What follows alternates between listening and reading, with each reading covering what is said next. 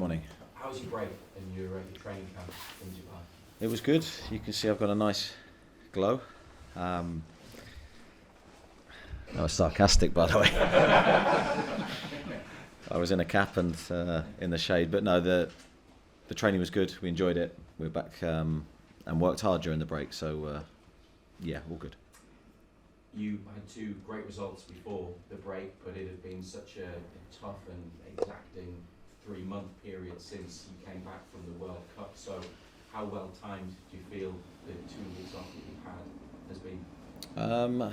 Yeah, I think it's been good for some players. I think it gave us an opportunity to rest a couple that were carrying niggles and problems and injuries, and they have for a number of weeks. So Fabian will be a prime example of someone that's played through pain and different things, and I think the break came at a good time for him. Came at a good time really for Anthony Gordon to improve his injury and try and get him closer to returning. So yeah, hopefully we've used that time wisely. On Anthony Gordon then, will he be available for Manchester United, or is it still too soon? Yeah, I don't know the answer to that currently. He did a very small part of training on, got my days mixed up here, Wednesday. So we'll see how he's responded to that today. And what's the situation with Nick Pope, because he didn't go away with England citing an injury after the Nottingham Forest match? Has he trained? Is he all right? So Nick felt a problem in his thigh after the Wolves game. Didn't train in preparation for the Nottingham Forest game, completed that game with a bit of discomfort. So hasn't trained or didn't train when we were in Dubai. Has trained this week, so the signs are good. Looking at what lies ahead for you, how critical do you see the next few weeks? You've got 7 matches in April, you've got to play Spurs, who are just ahead of you at present, and obviously Manchester United on Sunday, and well, hotting up, isn't it, the race for the European places? Yeah, it's a massive month, as you say. I think whenever you have an intense period of games, you know those results are going to define really what we do this season. The last 2 results have put us in a really strong position, and also I think just lifted confidence levels and morale within the squad. So yeah, this is going to be a big week to come. We have Manchester United first. We have to just focus on that alone and learn our lessons from the cup final defeat and analyse that game, which we have, and try and improve. It's not too long since you played them at Wembley. For you, what sense is there of owing them one for the defeat in the final? Because obviously it was such a huge disappointment after all the work to get there. Yeah, I don't necessarily think we've looked at it like that. I think we've looked at the game and tried to break it down without any emotion, and just, as I say, try and look at the game and try and improve certain aspects of our performance. We did a lot right, and we did a couple of things wrong and got punished for that, and that's the quality of team we're playing against. That if, for example, you don't defend well from a wide free kick, and you concede the first goal, that those things swing momentum. And in a moment in the game, I thought we were really competitive and probably the superior team. Then that made it difficult from that moment onwards. Last couple of things, you'll have Joe Linton back in your squad after a 2-match ban. Given how well your other midfielders and wide players have done recently, you may have a big decision to make, but how good is it to have him available again? Yeah, it's huge. Joe's a huge presence, not just physically, but I think the other lads feel and know how good a player he is, so to have him back amongst the squad is a huge boost for us. He's been very consistent this season, huge player for us, versatile, can play a number of positions, so to have him back's a big lift. But as you say, the other players in his absence have performed really well, so it's great to have competition for places. And finally, one of those was Elliot Anderson, who we saw in the second half at Nottingham Forest, and there's quite understandably a lot of excitement about what he can give you now, given how well he did in that game. What sort of role do you see him having over the next couple of months? Yeah, an important role in a small squad. Everyone's important, and Elliot proved his worth. He came on in a massive moment for us. Game was delicately poised, and he gave us impetus and energy and quality. He could have scored not just the goal that was disallowed, but he could have scored a couple of other goals as well, and he was creative, so I was really pleased with his impact. Thanks very much, Keith. Morning, Eddie. Morning. Alexander Isak, when he came back from international duty last time, obviously had the injury. He went away with Sweden. How is he since returning? Has he been better news? Haven't seen him yet, so Right. I see him for the first time today. So I'm not aware of any problems. Okay.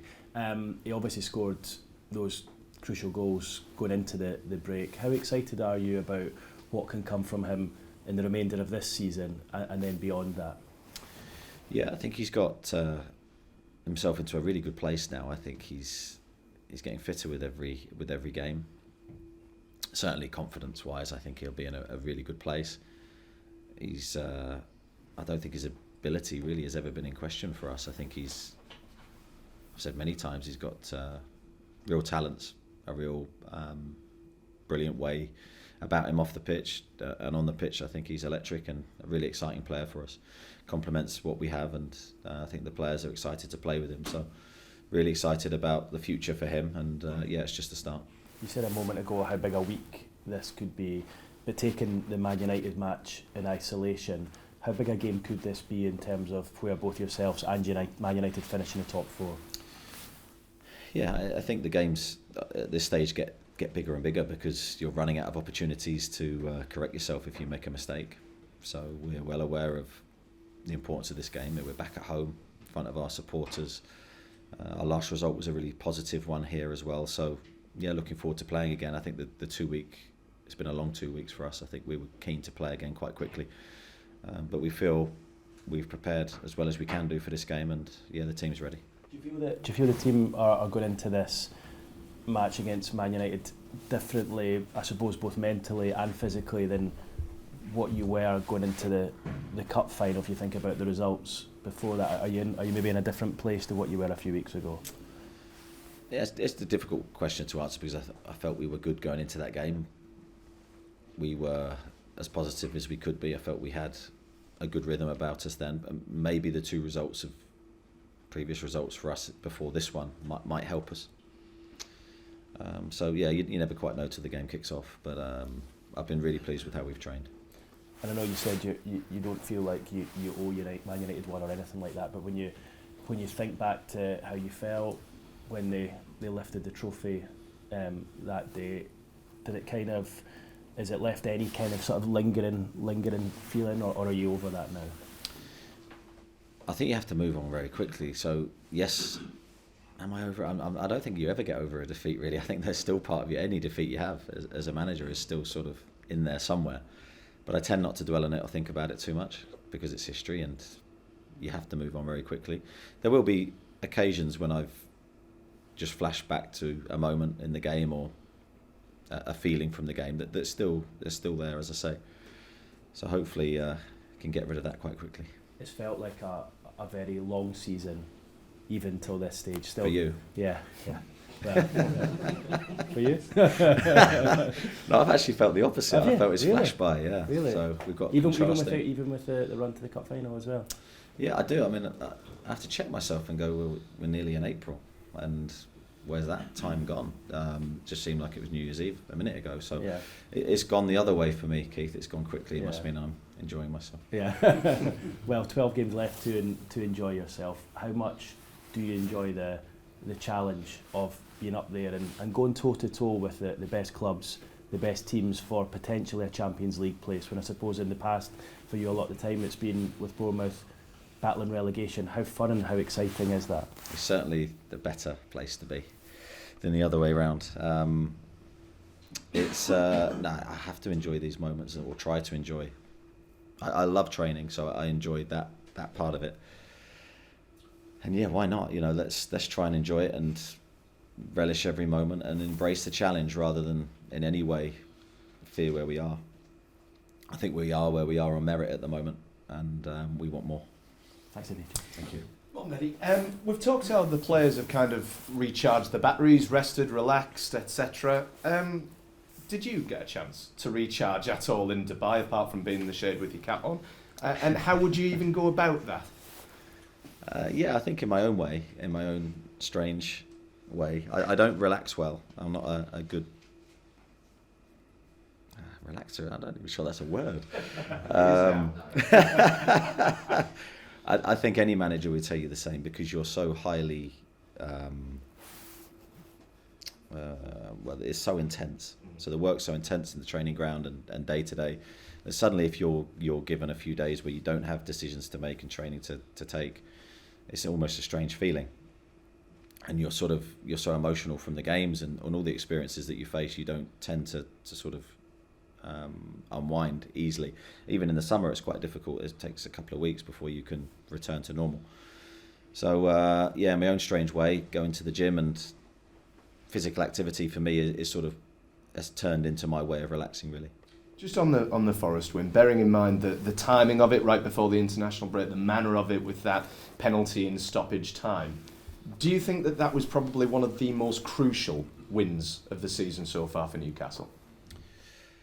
Time will tell, I suppose. At the moment that we won the game, it felt like a big moment, but then also the Wolves game, where we hadn't won for a while, felt like a big moment in our season. It's a difficult one to answer now, but certainly when you score late and win the game late like we did at other games this season, it seems to have more, or feels like it has more significance. One big moment in that game was of course, the penalty itself and what happened with Kieran Trippier and then passing the ball at Alex Isak. Do you guys plan those sorts of things? Do you talk about those marginal gains going into games these days?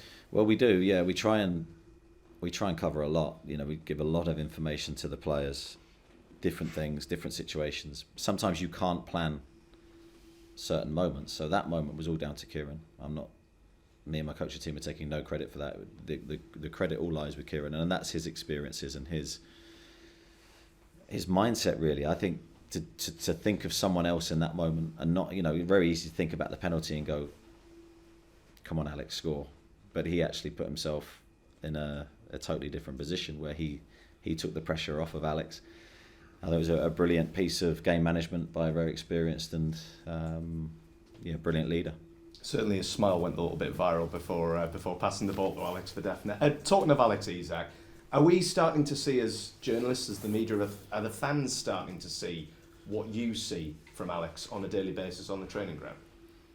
Yeah, I think so. I think that's a good assessment. As I said in previous interviews, there was a couple of weeks spell he had in training where he looked really, really good, and then he suffered the concussion against West Ham. But at that moment, he was very, very strong in training, and he looked every inch the player that we wanted to sign. And then in the recent games, I think you've seen that player too, and that's great for everyone to see, because I think it gives us all a big lift and a confidence boost to know you've got game changers and match winners in your squad. And just on Manchester United, Manchester United has always been one of the flagship Premier League fixtures. What were your kind of memories in the 90s, early 2000s of those blood and thunder encounters, and how close are we to seeing those sorts of games with so much at stake on Sundays? Well, I think you're seeing a game with a lot at stake. I always remember goals as part of this fixture in the history going back through the years. I'd love that to be the case, and I'd love them to be for us at the weekend. Just very, very finally, we've seen foot volleys now being installed at the training ground. Have you taken part in this yet? And who is the champion so far?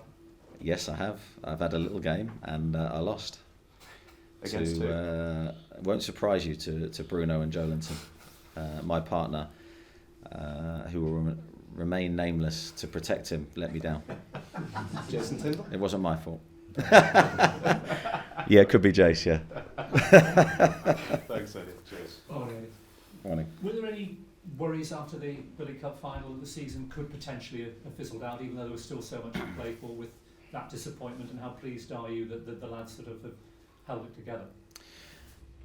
Knowing the squad as I do, I didn't fear that, but you never quite know how a negative result can affect your mentality and your confidence levels. I think the cup final was a distraction in our league form for a period of time. However much we tried to focus on the next game, and everything around the cup final, I think was a difficult moment for us in the Premier League. But the lads have recovered really well, and the last two results have put us back on track. Obviously, it's a very different type of thing. It's a league game, 52,000 St James's. But psychologically, do you think the players have learned something from that game? Yeah, I think tactically we always learn. I think that every game is so different and a real test. And you've got to try and make sure you get the small details right. We fell down on those details in that game. Conceded a set play and That was hugely frustrating for us because I think that, as I said earlier, I think that swung the momentum their way. I thought we were competitive in the game and very good in a lot of different ways, but hopefully we can improve on those small margins. You talked about Alexander Isak. How good can Isak and Callum Wilson be for each other, even though they're slightly different type of player? Yeah, they can be. I think pushing each other, and certainly in training we've seen some really good performances from both players. I've always said I think they can play together at certain moments, maybe not consistently all the time because every game provides a different tactical challenge, as I just said. But I'm hoping they can inspire each other and help each other and work together to produce great performances for the team. You've said obviously many times this season it's not under your remit, but obviously the questions over the Saudi ownership have come up again in Parliament this week. How important do you see it as nothing being, if you like, an off the field or on the field distraction for the rest of the season? Yeah, I don't think that anything will affect the players because I think we're used to, me included, headlines and news about ownership and different things. But for us, it's always about the football, and it's always about making sure when we take the pitch, we're the best team we can be. Jamie? Eddie, you could pass your points total for last season this weekend with 11 games to spare. Is that a measure of your improvement you would use, or are there other measures you would look to? I would say it would be the most important one. You know, the points ultimately is what you play for. We use a whole. I mean, the game's gone statistic mad really because we're inundated with lots of data, lots of indicators of performance, lots of comparisons with us and other teams. So we use those as good markers really for where we need to improve, areas that we're really strong at. Statistically across the board, we've seen a big improvement from last year to this. Of course, the challenge for us is to continue that as we move forward. When you set out at the start of the season, is this in line with where you wanted to be? Would you have taken this? I've said many times, you don't sit there with sort of projections of, right, this is where we want to be in this game, because it's a total waste of energy.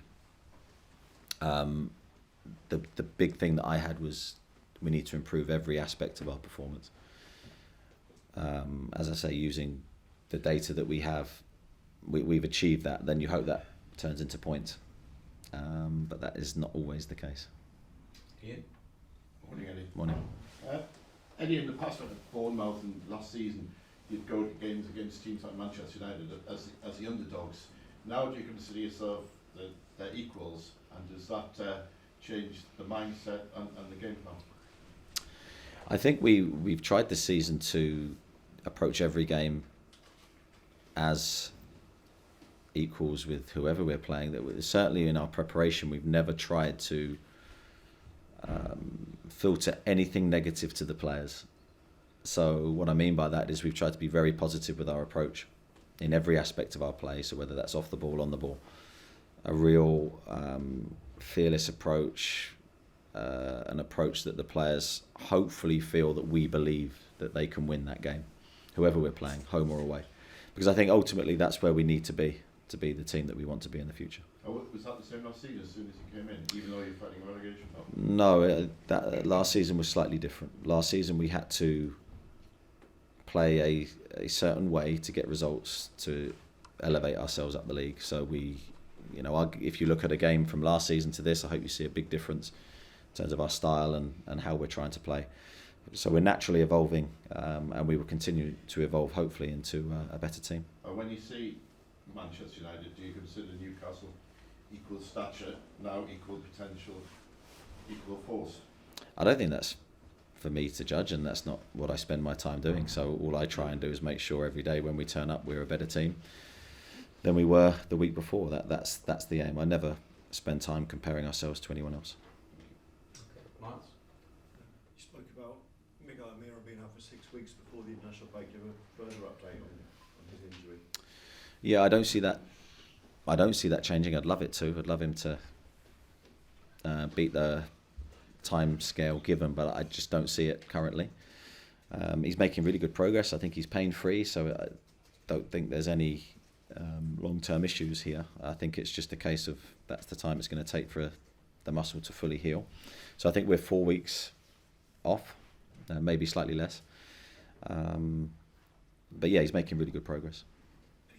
Other fresh problems, Howe's, Maxi and Wilson, those players as well? Yeah, they've so Callum's trained, Maxi's trained. Yeah, they're both in good form, very positive.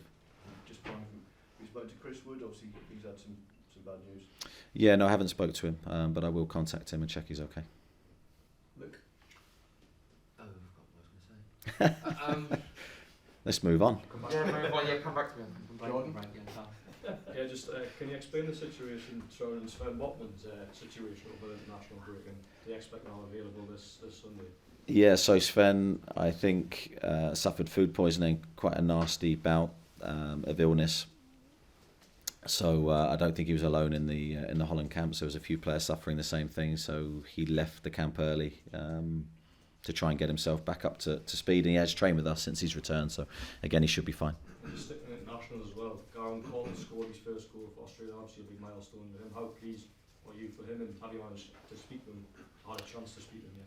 Yeah, no, really pleased for him. He's an incredible lad. Yeah, so I've had exchanged messages with him, and he's such a positive, likeable lad. So really, really pleased. And do you keep in contact with him on a regular basis? And how do you feel his loan spell at Hearts is going? Yeah, I try to keep in contact with all the loan players up and down the country. It's a difficult thing to do while managing the group we have here. But I think with all loan spells, there's positives and negatives. Even if the player isn't necessarily getting the minutes that we would like. So I think he's learning all the time about the British game and how intense it is. So I think there's positives to take. Luke Edwards? Yeah, back. A slightly difficult one. With all the stuff that happened in Parliament this week and the tightening of the owners and directors test, has anyone had any conversations with you internally about the ownership and if there's anything to worry about? No, I've had no conversations with anybody. But that's not unusual for me, I think, especially during this period that we've just had. So no games to sort of discuss, as in our games. And I haven't seen anyone from the board in that period. So I'm sure when we meet, we'll discuss lots of things to do with the football club, and that might well come up. And in terms of, there's a lot of talk about this rivalry now, Newcastle being on a level footing with Manchester United.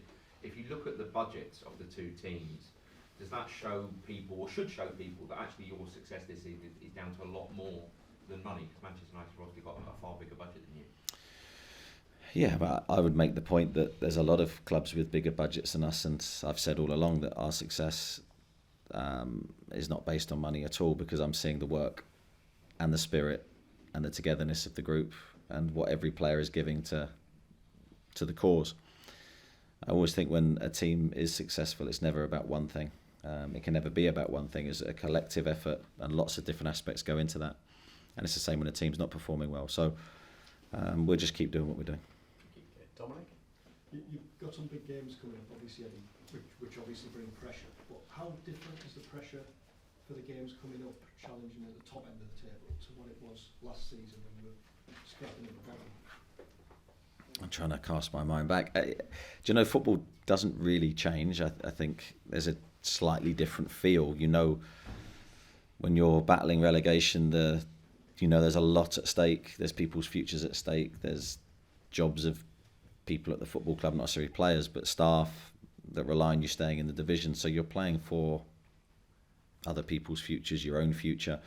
And you realise the consequences of relegation. I think when you're in this position, the pressure's still just as intense, but just in a slightly different way, where expectations rise and you're then trying to keep up with that demand for winning games. So the pressure doesn't feel any different when you're sat in this seat, trust me. But can you enjoy it more than maybe endure it, like you have to, given the external expectations?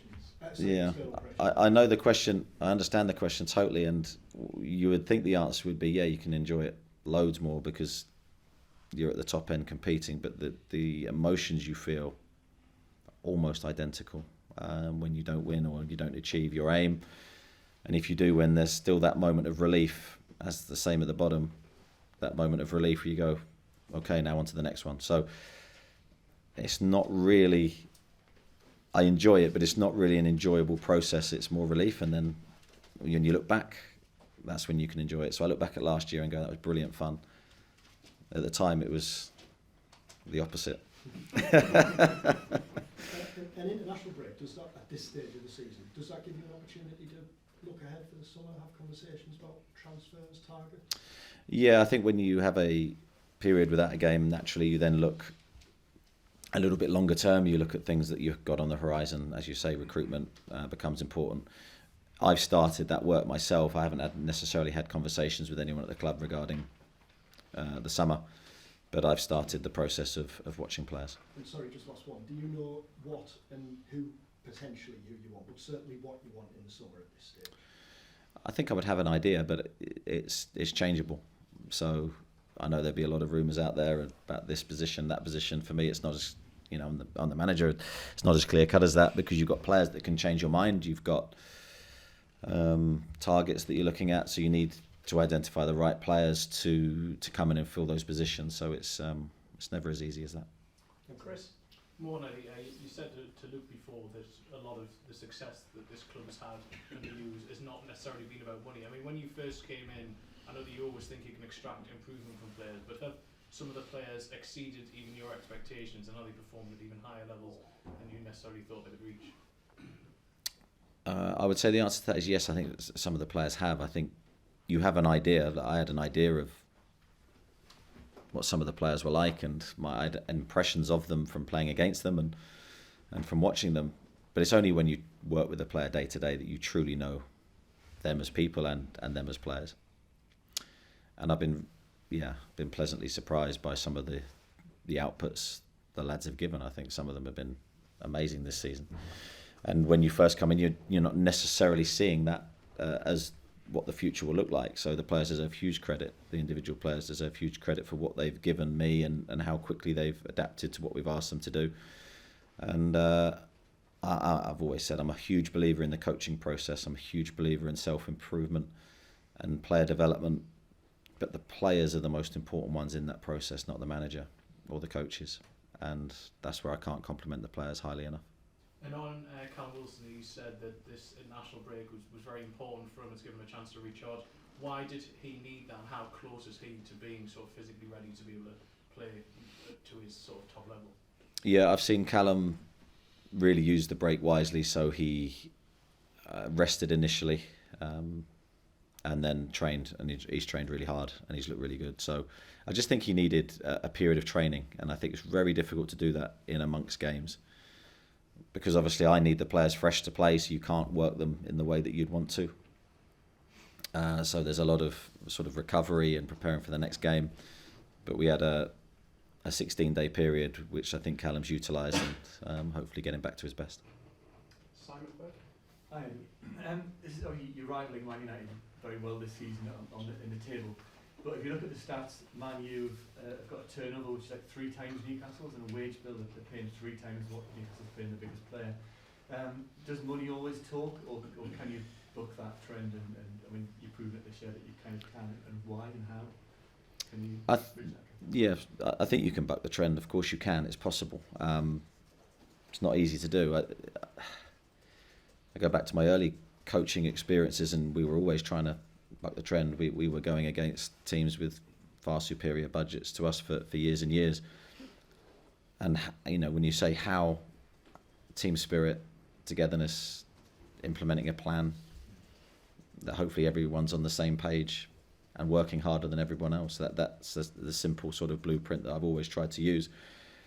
When you get to the elite level, as we are, it gets harder and harder.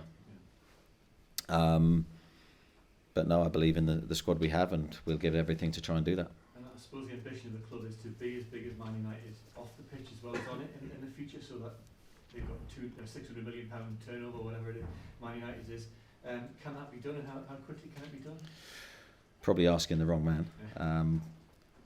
But yeah, I think there's ambitions of the club to grow the income. Is vital that we do with financial fair play, because we're going to be restricted depending on our income. So I know that's the challenge that everybody at the club's trying to find answers to that. Thank you. Kieran? Eddie, before the cup final, Eric Ten Hag said Newcastle were an annoying team who tried to annoy you when it comes to game management.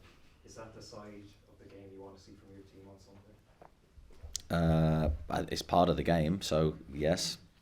but not the main part of the game. The main part of the game is we have to play well. We have to be really good in possession and really good out of possession. So the game management stuff,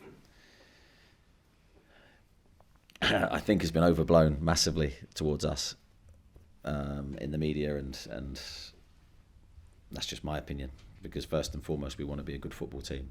But if there's things you can do, as Kieran showed for the penalty, to help your team in certain moments that are all within the laws of the game, we'll try to do it. There's a bit of mind games, maybe seeing what other teams look at Newcastle, how other managers are viewing Newcastle now. Possibly, I can't speak for how they're preparing their teams and what they're saying in the media, but as I say, certainly I think it's been overblown. Martin? Was there a moment of reflective regret, maybe the night of the cup final, when you were with your family, about how close you'd come to winning the competition? Yeah, of course. I think it was a disappointment. I've had many of them in my career. It was a moment where, as I said, that night I ended up watching the game back, and you're just looking for what could we have done differently, how could we have won that game, and that's a normal process for when we don't achieve the result that we want. So yeah, natural disappointment, but then quick focus on the next challenge.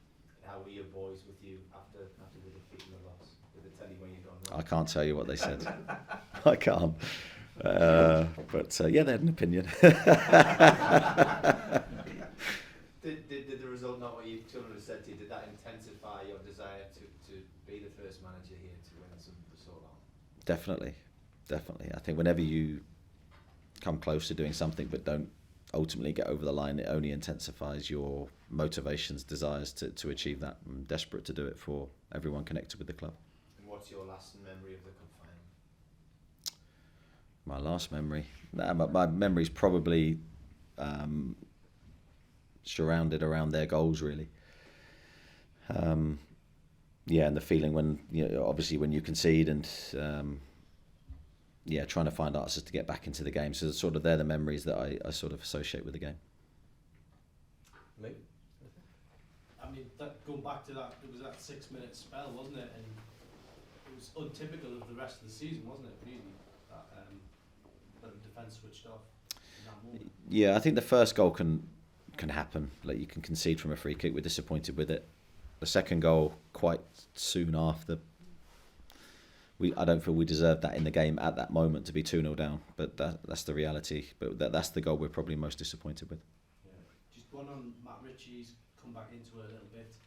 How important is his experience going to be in the last 12 games? Huge. Matt behind the scenes has been incredible this year. He's a big presence vocally, so you can hear him wherever you are, on the training ground or off the training ground, but he's got a great personality. He's really driven the group this year. He's one of our leaders, and when you consider he hasn't had as much football as he would have liked, he's driven the team in a really positive way, so I can't speak highly enough of him. But also he can still play. I've got no doubt about that.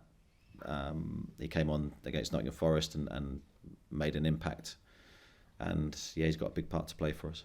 And he's the type of player that if you asked him to play left back or right back, or throw him in any position, he would just get on with it. I hope I don't have to ask him to play right back, but but yes, he can. I mean, he's that kind of infectious character. He is. I can't speak highly enough of his contribution, even though he hasn't played the minutes that he would have liked. And Man United have got Casemiro suspended. Do you read anything into that, or does it give you a better chance? Or he's a world-class player, so I'm sure he's a miss for them. But they've got world-class players to take his place. And Rashford as well seem to be in this mind games status with him. It was the same before the cup final. Have you got two different plans, one with him or one without, or is it about your own strengths? Yeah, I think certainly he's a hugely talented player, and we need to be aware that if he plays, he's got real strengths that can give us problems if we don't defend them well enough. So certainly we'll be aware of him, but as I say, if he doesn't play, they've got someone else who can come in and do equally a good as job.